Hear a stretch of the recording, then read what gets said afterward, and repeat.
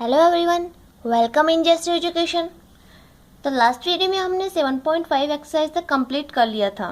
इसके आगे आज हम पढ़ने जा रहे हैं एक्सरसाइज 7.6। तो इसमें हम पढ़ेंगे, इसमें हमारे दो थ्योरम्स आएंगी। देखिए, हमारे रोले की एक तो मध्यमान प्रमेय आएगी, रोलेज मीन वैल्यू थ्योरम, और लैग्रांज का मध्यमान प्रमेय हमारे यहाँ पे आज आएगी। तो हम यहाँ पे दो थ्योरम्स के बारे में पढ़ेंगे, रोले का मध्यमान प्रमेय और लैग्रांज का मध्यमान प्रमेय, लैग्रांज मीन वैल्यू थ्योरम। इन दोनों के बारे में हम पढ़ेंगे। मैं आपको बताऊंगी ये होते क्या हैं और कैसे। और इनमें से क्वेश्चन देखिए हमारे कैसे आते हैं। हमें क्वेश्चन दे देगा, कोई फंक्शन के रूप में दे देगा, और हमें एक इंटरवल भी दे देगा कि हमारा जो एक्स है वो कहाँ से कौन से इंटरवल में कहाँ से कहाँ तक बिलोंग कर रहा है। तो हमें कहेगा कि इसके लिए आप रोले प्रमेय को या लैग्रांज थ्योरम को प्रूव कीजिए कि लैग्रांज प्रमेय का सत्यापन करता है कि नहीं करता है। तो इस टाइप से आपके पास क्वेश्चन आते हैं। तो पहले हम देखते हैं कि रोले का मध्यमान प्रमेय क्या कहता है। तो देखिए रोले का मध्यमान प्रमेय, ये देखिए रोले का मध्यमान प्रमेय। इसमें क्या होता है हमारे, मान लीजिए क्वेश्चन में आपको एफ एक्स कोई फंक्शन दिया हुआ है, एफ एक्स है वो कोई आपको फंक्शन दिया हुआ आएगा एफ एक्स कोई भी, और यहाँ साथ में ये भी लिखा हुआ है अगर कि एक्स आपका किस इंटरवल में बिलोंग कर रहा है। मानिए एक्स आपका ए से बी अंतराल में आपका एक्स बिलोंग करता है। तो जब रोले का मध्यमान प्रमेय आता है तो इसके लिए आपको तीन बातें ध्यान में रखनी होती हैं। पहली बात तो ये कि ये जो आपको एफ जो फंक्शन दिया हुआ है वो समवर्त अंतराल का मतलब है क्लोज इंटरवल का मतलब ये दोनों भी ए टू बी, जो एक्स का इंटरवल था ए टू बी, ए और बी दोनों इंक्लूड हैं। तो जो हमारा फंक्शन दिया हुआ है वो समवर्त अंतराल ए बी में क्या होना चाहिए, हमारा सतत होना चाहिए। एक तो ये कंडीशन फुलफिल करना चाहिए, तब हम करेंगे कि रोले का क्या करता है, वो रोले को संतुष्ट करता है, रोले प्रमेय को। और दूसरी बात ये कि जो हमारा फंक्शन एफ है वो ओपन इंटरवल में small A to A B, open interval का मतलब ए और बी इंक्लूड नहीं है, इनके बीच की जो संख्याएं हैं वो इंक्लूड है। इसको बोलते हैं हम विवृत अंतराल बोलते हैं इसको। में हमारा जो फंक्शन दिया हुआ है वो अवकलनीय होना चाहिए। अवकलनीय का मतलब डिफरेंशियल पर मैंने बताया था, अवकलनीय का मतलब लेफ्ट हैंड डेरिवेटिव और राइट हैंड डेरिवेटिव दोनों इसके इक्वल होने चाहिए। और तीसरा पॉइंट ये है कि जो आपके ये देखिए ये जो लास्ट बिंदु दिए हुए हैं इसके ए और बी, जैसे इंटरवल बन रहा है ए से बी के बीच में, जो ए और बी ये शुरू का पॉइंट ए है, लास्ट का पॉइंट बी है। तो इन दोनों पे फंक्शन की वैल्यू जो आप निकालेंगे, देखिए अगर आप एक्स की जगह ए रखते हैं तो एफ ए आया हमारा फंक्शन, और आप एक्स की जगह बी रखते हैं, बी हमारा लास्ट पॉइंट है, ए हमारा स्टार्टिंग पॉइंट था, तो ए और बी आप फंक्शन में रखते हैं तो इन दोनों की वैल्यू भी इक्वल आनी चाहिए। तब आप कह देंगे कि हमारा फंक्शन है वो रोले मध्यमान प्रमेय को संतुष्ट करता है, सेटिस्फाई करता है। तो रोले प्रमेय का तो ये कथन है। तो रोले प्रमेय को संतुष्ट करने के लिए हमें ये दिखाना होगा। उसके बाद हम देखिए, उसके बाद अगर आपको क्वेश्चन में आगे कहे कि आप रोले प्रमेय के अनुसार रोले का मध्यमान बिंदु निकालिए, तो रोले के अनुसार हम मध्यमान बिंदु भी निकालते हैं। तो देखिए मध्यमान बिंदु कैसे निकालेंगे, हम इससे निकालेंगे, इसको बोलते हैं अगर रोले ये तीन तो कंडीशन फुलफिल होनी ही चाहिए। और रोले थ्योरम कहती क्या है, देखिए हमारा फंक्शन ए टू बी में समवर्त होना चाहिए, अवकलनीय होना चाहिए, F A equals to F B होना चाहिए। अगर ऐसा तीनों चीज हमारी पूरी होती हैं तो हम कह देंगे कि विवर्त अंतराल ए बी में कम से कम एक बिंदु सी, कम से कम है ये एक बिंदु, कम से कम एक तो होगा, इससे ज़्यादा भी हो सकते हैं, सी ऐसा विद्यमान होगा कि हम सी पर अगर फंक्शन में एक्स की जगह आप सी रखेंगे तो एफ सी आएगा, और इसका आप डेरिवेशन करेंगे तो एफ डैश सी, इसे नोट कर दूँ मैं इसको एफ डैश सी से, इसकी वैल्यू आपके 0 आएगी। अगर ये तीनों कंडीशन पूरी होती हैं तो स्मॉल ए टू बी में कम से कम एक बिंदु सी आपका ऐसा विद्यमान होगा ताकि उसका आप अवकलन ले एफ डैश सी का फंक्शन पे, तो उसकी वैल्यू आपको 0 मिलेगी। सेम ऐसे ही लैग्रांज का थ्योरम आता है, ये आपको ध्यान रखनी है क्योंकि आपके क्वेश्चंस में ये तीनों से जो स्टेटमेंट मैंने लिखे हैं वो काम आते हैं। देखिए लैग्रांज के में भी जो हमने रोले का पढ़ा है उसी के हिसाब से स्टेटमेंट काम में आ रहा है। देखिए हमें कोई फंक्शन एफ एक्स दे रखा है, इंटरवल दे रखा है आपको ए टू बी दे रखा है। तो पहली बात तो वही कि जो हमें फंक्शन एफ दिया हुआ है वो क्लोज इंटरवल ए बी में क्या होना चाहिए, सतत होना चाहिए। और उसके बाद दूसरी बात ये है, हमें लैग्रांज में दो ही बातों का ध्यान रखना है। ये देखिए ये ओपन इंटरवल में हमारा जो फंक्शन है वो अवकलनीय होना चाहिए। ये दो कंडीशन पूरी करता है तो हम कह देंगे कि लैग्रांज थ्योरम को क्या करता है, संतुष्ट करता है। और रोले थ्योरम आपको संतुष्ट करवाने है तो आपको F A equals to F B भी दिखाना पड़ेगा। अब लैग्रांज थ्योरम से मध्यमान क्या आता है, आपका मध्यमान बिंदु देखिए, इसका आता है मध्यमान बिंदु कि ए बी में स्मॉल ए से बी के बीच में सी ऐसा विद्यमान होगा ताकि आप एफ डैश सी निकाल निकालेंगे तो वो आपका आएगा एफ बी माइनस का एफ ए, ये और अपॉन में आएगा B minus A, sorry B minus A, ये आएगा आपका। इसमें आप मध्यमान बिंदु निकालेंगे तो F dash C equals to F B minus F A upon B minus A, और इसमें आपका F dash C equals to 0 होता था। तो मध्यमान बिंदु दोनों में अलग अलग हो गए, और इनमें एक ये खास बात और हो गई, इसमें देखिए F A equals to F B आता है तो रोले थ्योरम कह देंगे, और यहाँ पे आपको F A equals to F B निकालना ही नहीं है, क्योंकि इसमें एफ ए और एफ बी इक्वल नहीं आएंगे। देखिए यहाँ पे आप फॉर्मूले में देख सकते हैं, अगर एफ ए और एफ बी इक्वल आ गया तो ये 0 बन जाएगा, 0 बनते ही ये रोले थ्योरम हो जाएगा। इसका मतलब जो लैग्रेंज आपने मीन वैल्यू थ्योरम पढ़ी है वो रोले थ्योरम का ही विस्तारित रूप है और कुछ भी नहीं है।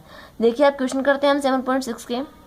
करने से पहले देखिए हमने जो रोले थ्योरम और लैग्रेंज थ्योरम पढ़ी है उनमें मैंने आपको बोला कि सतत देखना है, अवकलनीय देखना है। आपको पूछता है कि सेटिस्फाई करती हैं कि नहीं क्वेश्चंस में, तो आपको डायरेक्टली लिखना पड़ेगा कि ये जो हमारा फंक्शन है वो इंटर में सतत है कि नहीं और अवकलनीय है कि नहीं। आपको चेक करने में इतना टाइम नहीं करना है आपको। देखिए एक्सरसाइज 6 में हमने कॉन्टिन्यूस के बारे में और डिफरेंशिएबिलिटी के बारे में डिटेल से पढ़ रखा है, तो उसके बेस पे आपको ये समझता है कि आपको ये आने चाहिए। तो इसके लिए मैं आपको एग्जाम्पल के रूप में कुछ ये मैंने आपको टेबल सी बना दी है, उसको याद कर लीजिए, आपके बहुत हेल्प करेगी। देखिए कॉन्टिन्यूस फंक्शन के आप ये एग्जांपल्स ध्यान में रखिए, ज़्यादातर जो क्वेश्चन आएंगे इन्हीं पे बेस ही आएंगे। ये देखिए F X equals to X है, इसका मतलब ऐसे जो फंक्शन आएगा वो हमेशा क्या होगा, कॉन्टिन्यूस ही होगा। ये अचर फलन बोलते हैं इसको, ये भी हमेशा कॉन्टिन्यूस होता है, ये आइडेंटिटी फंक्शन होता है। और ये देखिए F X equals to A nought ऐसे दे रखा है, इसको बहुपद फलन आप बोलते हैं, ये भी हमेशा क्या होता है, कॉन्टिन्यूस ही होता है। और त्रिकोणमितीय फलन F X equals to sine X cos X, दो के बारे में क्या रखा है इनको, ये हमेशा कॉन्टिन्यूस ही होते हैं। और ये देखिए एफ एक्स इक्वल्स टू ए की पावर एस चरघातांकीय फलन बोलते हैं इनको, हम एक्सपोनेंशियल फलन बोलते हैं इनको। ये देखिए लघुगणकीय फलन लोग फलन भी हमेशा कंटिन्यूस होते हैं। इसके बाद निरपेक्ष मान फलन, मोड वाले जो भी फंक्शन आएंगे वो हमेशा कंटिन्यूस होंगे। इनको आप याद कर लीजिए, ये आपके बहुत ही हेल्प करेंगे, इनको नोट भी कर लीजिए, आप बहुत हेल्प करेंगे। आप जब क्वेश्चन करेंगे तब भी आप देखेंगे कि मैं डायरेक्टली लिखूंगी, क्योंकि मैंने 6 एक्सरसाइज में आपको डिटेल से करवा रखे हैं कि कब कोई फंक्शन कंटिन्यूस होता है कब नहीं होता है। तो अब यहाँ पे आपको कंटिन्यूटी की बात नहीं करनी है, आपको ये डायरेक्टली लिखना है कि ये सतत है कि नहीं है। और देखिए असतत फलनों के भी मैंने कुछ एग्जांपल आपके लिख दिए हैं ताकि आपके हेल्प कर दें। देखिए एफ एक्स इक्वल्स टू ये ब्रैकेट वाला फंक्शन है, इसको हम बोलते थे महत्तम पूर्णांक फलन, तो ये हमेशा असतत ही आता है। प्रत्येक पूर्णांक पर ये फलन हमेशा क्या होता है, असतत होता है। और टेन एक्स सेक एक्स ये π/2 प्लस माइनस π/2 प्लस माइनस 3π/2 पर क्या होते हैं, असतत होते हैं। देखिए π/2 पर इसकी वैल्यू क्या जाएगी, इन्फिनिटी, जो कि हमारी अपरिमित आ गई। तो अपरिमित आती है तो कोई फलन सतत कैसे हो सकता है, तो ये हमारे असतत फलन ही है। और ये देखिए साइन 1/x कोस 1/x आ गया, तो x की जगह आप 0 रखिए तो कोस इन्फिनिटी, तो ये हमारे असतत फलनों के उदाहरण है। देखिए पहले तो हमने साइन एक्स कोस एक्स लिखा था, यहाँ पे एक्स एक्स एंगल था, ऊपर वाले में देखिए एक्स एक्स एंगल था, लेकिन यहाँ पे देखिए साइन 1/x कोस 1/x e की पावर 1/x। एक्सपोनेंशियल फंक्शन हमने यहाँ पे भी लिया था, लेकिन यहाँ पे e की पावर x था, यहाँ पे e की पावर 1/x है, तो ऐसा 1 में आता है, तो ये आपका असतत फलन होगा। आपको ध्यान रखने हैं ये बातें। उसके बाद देखिए 1/x को बोलते हैं हम इनवर्स फंक्शन या प्रतिलोम फलन, ये भी हमेशा असतत होता है। अब देखिए हम क्वेश्चन करते हैं। ये देखिए फर्स्ट क्वेश्चन एक्सरसाइज 7.6 का, इसमें लिखा हुआ है आपको नीचे जो फंक्शन दिए जाएंगे उनके आपको रोले थ्योरम की सत्यता की जांच करनी है कि ये रोले प्रमेय को सेटिस्फाई करते हैं कि नहीं करते हैं। तो सबसे पहले बात देखिए, आपको फंक्शन दे रखा है ए की power x sine x minus cos x, और आपको इंटरवल दे रखा है π/4 से 5π/4 दे रखा है आपको इंटरवल। तो मैंने आपको क्या बताया था कि इस इंटरवल में जो आपका क्लोज इंटरवल आएगा इसमें आपका फंक्शन क्या होना चाहिए, कॉन्टिन्यूस होना चाहिए। तो कॉन्टिन्यूस फंक्शन के मैंने कुछ एग्जांपल्स आपको दिए थे, तो उसमें त्रिकोणमितीय फलन में साइन एक्स कोस एक्स दोनों इंक्लूड थे, और चरघातांकीय फलन में e की पावर एक्स इंक्लूड था। इसका मतलब e की पावर एक्स भी क्या होता है, कॉन्टिन्यूस फंक्शन, और ये दोनों भी कॉन्टिन्यूस फंक्शन आते हैं। तो दो कॉन्टिन्यूस फंक्शन का जोड़ बाकी गुणा भी क्या होता है, कॉन्टिन्यूस फंक्शन ही होता है। ये आप पॉइंट ध्यान में रखेंगे हमेशा। तो देखिए जो हम लिख देंगे कि हमें जो सिंस हमें दिया हुआ फंक्शन है, दिया हुआ फंक्शन कैसा है, आपको दिया हुआ फलन चरघातांकीय, ऐसे आपको लिखना है ताकि आपको पता रहे चरघातांकीय तथा त्रिकोणमितीय फलन है। त्रिकोणमितीय फलन है ये दे रखा है हमें यहाँ पे क्वेश्चन में, इसलिए हम लिख देंगे कि इंटरवल में, क्लोज इंटरवल में, इसलिए ये इंटरवल हमें दे रखा है क्वेश्चन में 5π/4, यहाँ पे दे रखा है 5π/4 में एफ एक्स है। एफ एक्स क्या होगा हमारा, सतत होगा, सतत होगा। और जो फंक्शन कंटिन्यूस आते हैं वो हमारे अवकलनीयता के क्या करते हैं, पहले हमारा फंक्शन कंटिन्यूस होना चाहिए, उसके बाद ही हम डिफरेंशिएबिलिटी चेक करते हैं। तो आप इसकी डिफरेंशिएबिलिटी चेक कर लीजिए, आप इसका राइट हैंड डेरिवेटिव निकालें, लेफ्ट हैंड डेरिवेटिव निकालें, लेकिन जनरल केस में आपका हमेशा अवकलनीय आएगा ही। ये हमेशा फंक्शन हमने निकाले हुए हैं पहले 6th चैप्टर में, तो ये फंक्शन हमारे अवकलनीय भी होते हैं। या आप इनका आप डेरिवेटिव लेके देख लीजिए, डेरिवेटिव लेके देखिए और वहाँ पे आप वैल्यू रखिए, एक्स की जगह कहाँ कहाँ बिलोंग कर रहा है, आपको 0 रख रहा है तो देखिए कहीं हमारा अपरिमित तो नहीं आ रहा है। देखिए वैसे तो अवकलनीय है फंक्शन, लेकिन आप इसका डेरिवेशन जब करेंगे तब आप यहाँ पे वैल्यू रखिए, देखिए इसमें से कोई सी भी वैल्यू जिसपे आपका अपरिमित आ रहा है अगर यहाँ पे, तो आप बोल देंगे फंक्शन हमारा अवकलनीय नहीं है। अगर आपका वैल्यू सही आ रही है, सारी रियल नंबर में से बिलोंग कर रही है, कोई भी अपरिमित राशि नहीं आ रही है, तो आप बोल देंगे हमारा फंक्शन क्या है, अवकलनीय है। तो देखिए तथा ये फंक्शन f है वो ओपन इंटरवल π/4 to 5π/4 में अवकलनीय भी है हमारा फंक्शन। अब देखिए रोले थ्योरम के लिए क्या करना होता है, हमें F A equals to F B करना होता है। स्टार्टिंग पॉइंट क्या है, π/4, तो इसमें हम क्या करेंगे, f π/4 पे वैल्यू निकालते हैं। तो देखिए π/4 की वैल्यू निकालने के लिए e⁻π/4 x की जगह मैंने ये रखा ना, और sin π/4 ये आ गया, और माइनस आया cos π/4 ये आया। अब sin π/4 की वैल्यू कितनी होती है, 1/√2 ये होती है इसकी, और cos π/4 की 1/√2 ये होती है, इसका मतलब आया 0। f π/4 की वैल्यू हमारे पास आई 0। तो अब हम निकालेंगे b की वैल्यू, लास्ट वो उसका एंडिंग पॉइंट दे रखा था हमको 5π/4, तो आप x की जगह रखिए फंक्शन में 5π/4, तो e⁻5/4, और ये देखिए साइन 5π/4 आ गया, माइनस cos 5π/4 हमारे पास आ गया। आपको अब इसकी वैल्यू निकालनी है, तो 5π/4 की वैल्यू निकालेंगे। तो देखिए आप इसमें कैसे कर सकते हैं, 5π/4 को मतलब ऐसे भी तो लिख सकते हैं आप, ये देखिए साइन, और ये देखिए पाई प्लस π/4, ताकि हमारा सोल्व हो जाए डायरेक्ट। देखिए इसको मैंने 5/4 को ऐसे लिख लिया है, पाई प्लस π/4। तो इसको जब आप सोल्व करेंगे साइन पाई प्लस π/4, ये थर्ड क्वाड्रेंट में चला गया, तो माइनस का साइन पाई प्लस 4 आएगा, और ये भी हमारा थर्ड क्वाड्रेंट में चला गया, तो ये भी हमारा क्या आएगा, ये हमारा देखिए थर्ड क्वाड्रेंट में गया है, माइनस आएगा, तो माइनस पहले से यहाँ पे दे रखा है, तो माइनस माइनस प्लस हो गया। तो देखिए e⁻5 π/4, और यहाँ पे आएगा माइनस का साइन, और थीटा की जगह π/4 दे रखा है आपको, यहाँ पे माइनस माइनस प्लस आएगा, तो cos π/4। अब देखिए π/4 की वैल्यू क्या आई, यहाँ पे साइन π/4 की माइनस का 1/√2 प्लस 1/√2, 0 आ जाएगा, ये 0 आ जाएगा, ब्रैकेट की वैल्यू 0 इससे मल्टीप्लाई होगी तो 0 ही आएगा। इसका मतलब देखिए आपके f π/4 की वैल्यू f 5π/4 की वैल्यू के इक्वल है, f a equals to f b आपको दे रखा है। तो ये जो हमारा क्वेश्चन है, फंक्शन दिया हुआ है, ये रोले प्रमेय को संतुष्ट करता है। इसके आगे आपको इसकी वैल्यू भी निकालनी है, f' की जो हमें रोले पॉइंट बोलते हैं, रोले मध्यमान बिंदु जिसे बोलते हैं। तो आप क्या करेंगे इसमें, देखिए मैंने लिख दिया, आपको आंसर में लास्ट में लिखना है कि आता है यह रोले प्रमेय को संतुष्ट करता है। अगर कोई फंक्शन रोले थ्योरम को संतुष्ट करता है तो आपको उसको रोले पॉइंट पे निकालना है। देखिए रोले थ्योरम ये तो कहती थी f' कम से कम c ऐसा पॉइंट विद्यमान होगा जहाँ पे हम डेरिवेटिव निकालेंगे तो उसका 0 आता है, f' इक्वल्स टू 0। तो देखिए आपको क्या करना क्या है, इसमें आपको जो हमें फंक्शन दे रखा है क्वेश्चन में f(x) इक्वल्स टू ये, आपको इसका f' निकालने के लिए आपको इसका डेरिवेशन करना है, और डेरिवेशन करने के बाद x की जगह क्या रख देना है, आपको c रख देना है। तो देखिए मैं इसका डेरिवेशन करती हूँ, तो मैं मानती हूँ इसको तो u, इसको मानती हूँ v में। देखिए हमें रफ वर्क में करना है ये। देखिए e⁻x का तो ये आ गया, sin x का कितना हुआ cos x, और माइनस cos x का आया, प्लस का sin x आएगा हमारे पास, और एक बार में प्लस का साइन, एक बार में sin x, और माइनस का cos x को तो एज रख सकती हूँ, e⁻x का करती हूँ तो e⁻x आया, ये है हमारे पास डेरिवेशन। तो इसके बाद देखिए मैं e⁻x को कॉमन लेती हूँ, तो ये देखिए cos x आएगा, और माइनस का cos x तो ये तो कट जाएगा, और 2 sin x आएगा आपका क्या, f' जिसे आप बोलेंगे आपका रफ वर्क है, क्योंकि हमें वैल्यू चाहिए f' की। तो देखिए अब f' की वैल्यू आपको चाहिए, तो ये आया हमारे पास e⁻c, और ये है 2 sin c आया आपके पास, इक्वल्स टू आपको 0 दे रखा है यहाँ पे 0। तो देखिए आपको c की वैल्यू निकालनी है, तो e⁻c को आप इसके अपॉन में लेके जाएंगे, 2 को भी इसके अपॉन में लेके जाएंगे, तो साइन c इक्वल्स टू आपको 0 आ रहा है। देखिए 0 c का मतलब क्या हुआ आपके पास 0, तो ये आ गया आपका आंसर। लेकिन आपको यही तक पूछता कि रोले प्रमेय को संतुष्ट करता है कि नहीं, तो हम बोल देंगे हाँ संतुष्ट करता है। उसके बाद देखिए बी क्वेश्चन, ये देखिए बी पार्ट, इसके लिए भी हमें रोले थ्योरम चेक करनी है कि सेटिस्फाई करते हैं कि नहीं करते हैं। तो सबसे पहले तो हमें जो इंटरवल दिया हुआ है, देखिए इसमें फंक्शन कैसा होना चाहिए, हमारा कंटिन्यूस होना चाहिए। तो हमें फंक्शन देखिए कैसे दे रखा है आपको, आपको जो फंक्शन दे रखा है x माइनस ए की होल पावर n है, इंटू में x माइनस बी की होल पावर n है। तो आपको जो फंक्शन दे रखा है वो बहुपदीय फलन दे रखा है। देखिए बहुपदीय फलन में ऐसे तो होता है x की पावर 1 2 3 कितनी भी हो सकती है, तो इसमें देखिए x की पावर भी है और कांस्टेंट भी आ रहा है इसमें। तो ये हमारा फंक्शन दे रखा है आपको, ये दे रखा है आपको बहुपदीय फलन आपको दे रखा है। तो बहुपदीय फलन मैंने आपको बताया था फलन हमेशा कंटिन्यूस आते हैं, संतत आते हैं। तो देखिए ये f जो फंक्शन हमें दे रखा है, इंटरवल क्या दे रखा है हमें a to b में क्या है हमारा सतत है, कंटिन्यूस फंक्शन है, हमें फंक्शन दे रखा है ये।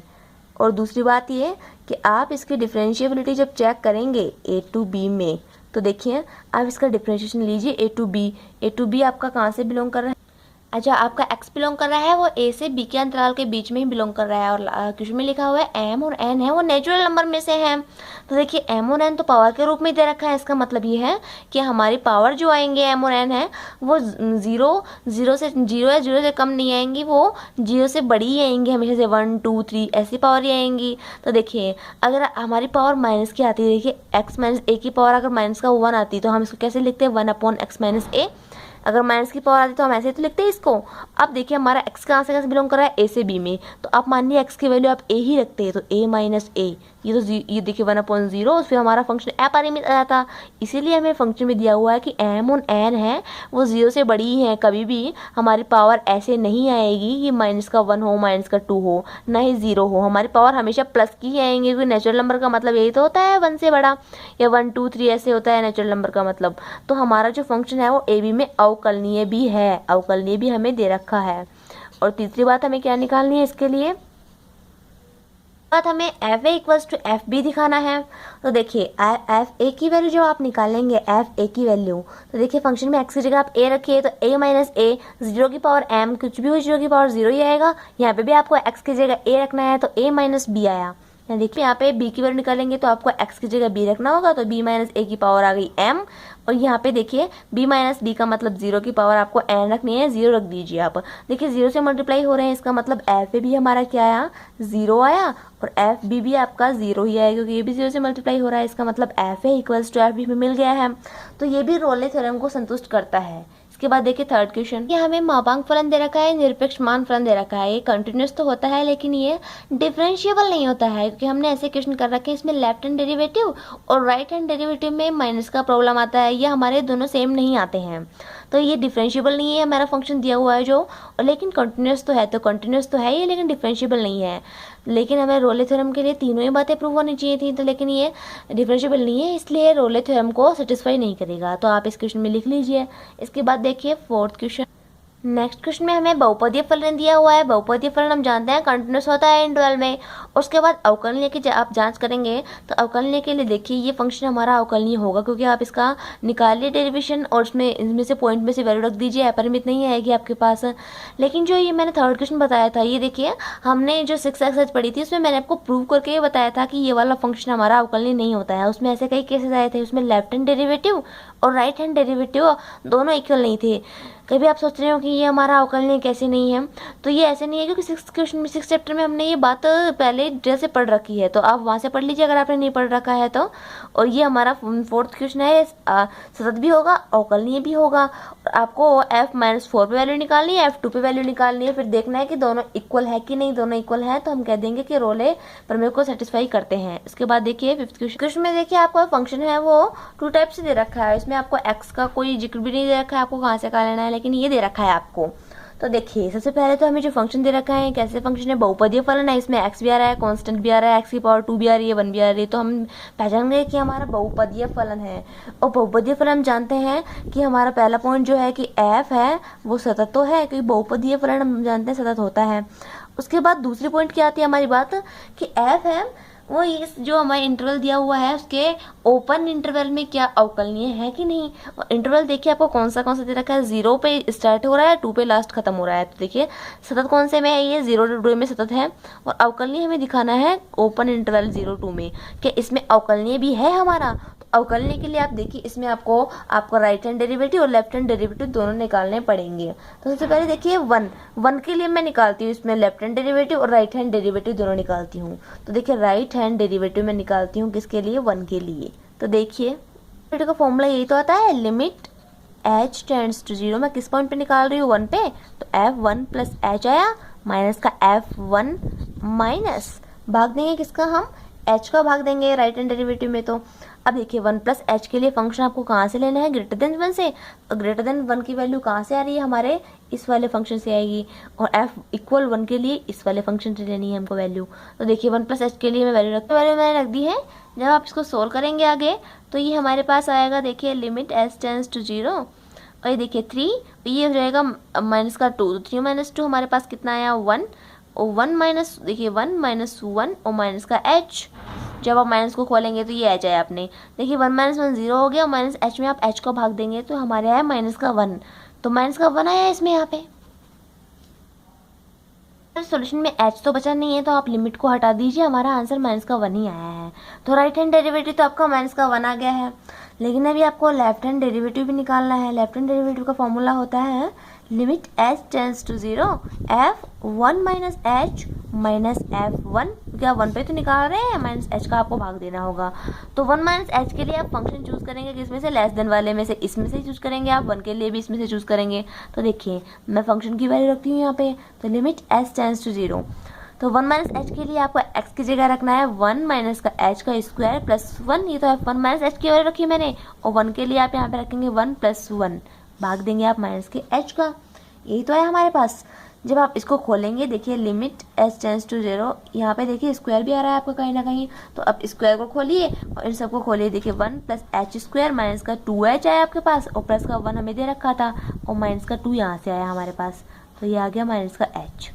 अब देखिए 1 प्लस, यहाँ पे 1 प्लस का 1 है, 2 आ गया ये प्लस का, और माइनस का 2 और है यहाँ पे, तो कैंसिल आउट हो गया, देखिए 1 1 2, ये माइनस का 2 कैंसिल आउट। यहाँ पे आप h कॉमन लीजिए और नीचे से कैंसिल आउट कीजिए, देखिए लिमिट h टेंड्स टू 0 आया। आप माइनस का h कॉमन लेते हैं तो हमारे पास आता है 2 माइनस का h, यही तो आएगा माइनस का h भाग में है इसके, सॉरी माइनस का h भाग में है। तो देखिए माइनस का h से माइनस का h कैंसिल आउट हो गया, h की जगह आप वैल्यू रखिए, तो कितनी आई आपके पास वैल्यू, 2 आई आपके पास वैल्यू इसकी। देखिए हमारा राइट हैंड डेरिवेटिव तो आया था माइनस का 1, लेकिन लेफ्ट हैंड डेरिवेटिव आया आपका 2 आया है। देखिए left hand derivative does not equal to right hand derivative, इसलिए जो हमारा फंक्शन है ये डिफरेंशिएबल नहीं है। तो हमने x इक्वल्स टू 1 के लिए टेस्ट किया है, लेकिन हमें फंक्शन 0 1 2 किसी के लिए भी टेस्ट कर सकते थे हम, क्योंकि हमारा इंटरवल में पूरा क्या होना चाहिए, डिफरेंशिएबल होना चाहिए। तो डिफरेंशिएबल ही नहीं है तो रोले थ्योरम को तो संतुष्ट नहीं करेगा, तो ये हम लिख देंगे कि ये फंक्शन हमारा रोले प्रमेय को संतुष्ट नहीं करता है। इसके बाद देखिए आपको ये महत्तम पूर्णांक फलन दे रखा है, तो मैंने बताया था आपको महत्तम पूर्णांक फलन हमेशा क्या होता है, कॉन्टिन्यूअस कभी भी नहीं होता है, ये असतत फलन होता है ये प्रत्येक पूर्णांक पर। ये सतत ही नहीं आ रहा है तो इसकी पहली कंडीशन जो अप्लाई होनी चाहिए थी वो ही नहीं हो रही है, तो हम बोल देंगे कि ये भी रोले थ्योरम को सेटिस्फाई नहीं करता है। इसके बाद देखिए सेकंड क्वेश्चन में हमें क्वेश्चन तो इसी टाइप का लिखा हुआ है, लेकिन ये देखिए अलग तरीके से लिखा हुआ है। इसमें हमें दिखाना है कि रोले प्रमेय का सत्यापन कीजिए। सत्यापन का मतलब ये है कि रोले प्रमेय को ये प्रूव ही करते हैं सारे फंक्शन, ये हमें दिखाना है। इसका मतलब हमें ये टेस्ट नहीं करा कि कौन सा फंक्शन रोले प्रमेय को संतुष्ट करता है और कौन सा नहीं करता है, इसमें हमें सभी फंक्शंस को यही दिखाना है कि रोले प्रमेय को संतुष्ट करते हैं। तो ऐसे क्वेश्चन में आपको संतुष्ट के साथ तीनों बातें दिखानी पड़ेंगी, इसके साथ साथ आपको रोले बिंदु भी निकालना पड़ेगा। रोले बिंदु का मतलब सी पॉइंट की वैल्यू भी आपको निकालनी पड़ेगी, जो मैंने बताया था आपको f' इक्वल्स टू 0 से आप निकाल सकते हैं। तो देखिए पहला फंक्शन में देखिए आपको ये बहुपदीय फलन दे रखा है, सतत तो होगा ही ये। अवकलनीय के लिए देखिए आप इसका अवकलन लीजिए और इनके पॉइंट्स में से किसी के मान रखिए। अगर आपका कहीं भी आप अपरिमित आता है तो आप बोल देंगे अवकलनीय नहीं है, लेकिन ये अवकलनीय भी है सतत भी है, आप निकाल के देख लीजिए। उसके बाद आपको निकालना है f(a) equals to f(b)। f(a) की जगह आप निकालेंगे -3 पे फंक्शन की वैल्यू, b की जगह -2 पे आप वैल्यू निकालेंगे, तो ये दोनों भी आपके इक्वल आ जाती हैं, तो आप बोल देंगे कि रोले प्रमेय को संतुष्ट करता है। उसके बाद आपको निकालना है f' इक्वल्स टू 0। देखिए ये मैं आपको बता देती हूँ, f' इक्वल्स टू 0 ये तो होता है ना रोले प्रमेय को संतुष्ट करता है तब। तो देखिए आपको सबसे पहले क्या करना है, इसमें आपको x के रेस्पेक्ट में इसका अवकलन करना है, ये आपका रफ वर्क है। तो आप f' निकालेंगे तो क्या है आपका 2x + 5, ये है आपका 2x + 5। तो देखिए इस क्वेश्चन में f' 2x + 5 आया हमारा। तो देखिए आप इसमें x की जगह क्या रखेंगे, c रखेंगे। देखिए 2c + 5 आया आपका equals to 0, c equals to आपका आया -5/2, ये आया। तो ये वैल्यू और निकालनी थी आपको, उसके बाद देखिए सेकंड क्वेश्चन बी पार्ट में देखिए आपको फंक्शन ए की power minus X sine X दे रखा है। ए की पावर एक्स सरघातांकी फलन एक्सपोनेंशियल फंक्शन है और ये ट्रिग्नोमेट्रिक फंक्शन है। तो कंटीन्यूअस फंक्शन का गुणा जोड़ बाकी सब कुछ क्या आता है, कंटीन्यूअस फंक्शन ही आता है।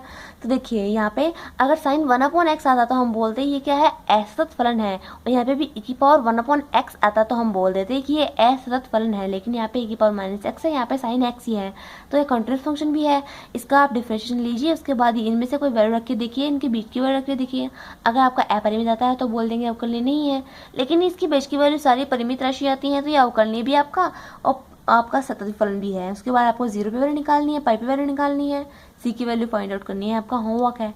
उसके बाद देखिए सी क्वेश्चन, ये देखिए 2 क्वेश्चन सी और डी में हमें देखिए एक तो हमें बहुपदीय फलन दे रखा है और तीन जो फोर्थ पार्ट है इसमें हमें दे रखा है ट्रिग्नोमेट्रिक फंक्शन। तो ये हमें पता है ये कंटीन्यूअस तो फंक्शन होते ही हैं, इनके साथ साथ ये अवकलनीय भी हैं। आप इनका टेस्ट करके देख लीजिए, हमारे अवकलनीय भी आ जाने चाहिए क्योंकि हमें प्रूव करवा रहा है कि हमारे रोले थ्योरम को संतुष्ट करते हैं। उसके बाद आप f0 f1 पे वैल्यू निकालिए इसमें तो, और इसमें हम f0 पे f5 पे वैल्यू निकाल ले, दोनों इक्वल आती हैं।